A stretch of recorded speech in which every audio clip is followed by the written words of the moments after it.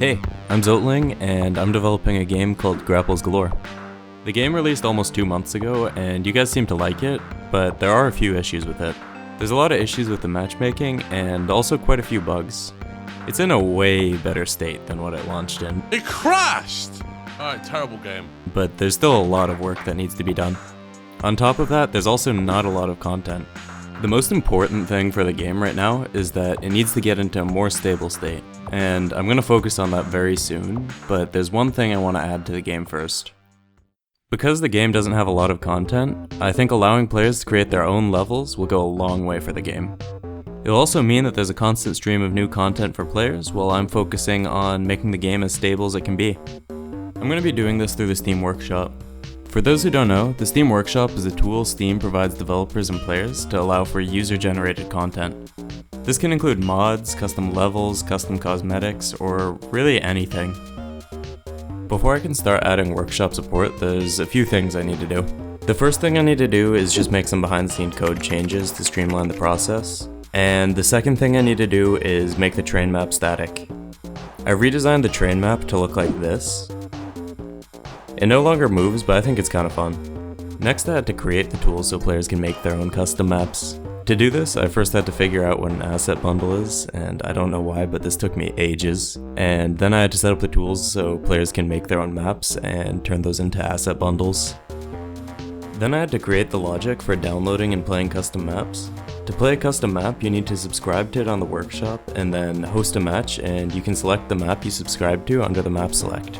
Sometimes they may take 5 or so seconds to appear though, just so you guys know. I'll probably try to fix that in the future, but for now it's fine. Now everything's implemented, I just need to create a tutorial so players know how to make custom maps. I haven't made a tutorial before, so it took a little while and a few attempts. The first attempts were pretty bad, but in the end I think I created a decent tutorial. Now I gotta test everything. I'm gonna send over the tutorial and a new version of the game to some friends so they can make some custom maps and play through these with them in a week or so. My shit crashed immediately. My shit crashed, bro. My shit crashed. What have you done? Bomb us, bro. Zip bomb.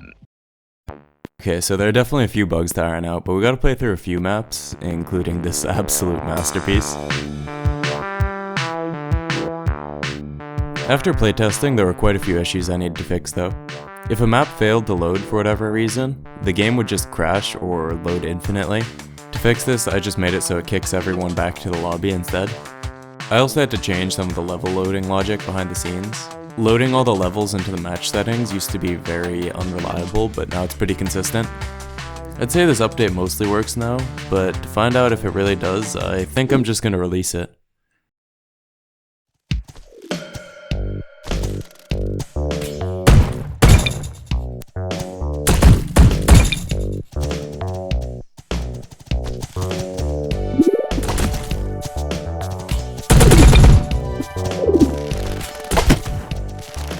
I'm so happy with this update. It's so cool to log on to Steam and see all of the cool new stuff you guys are adding to the game.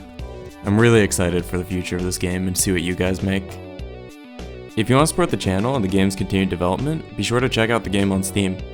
If you want to support me further, there's also a little DLC pack on Steam that you can buy. It has some cool little hats and outfits. Thanks for watching, and subscribe for more.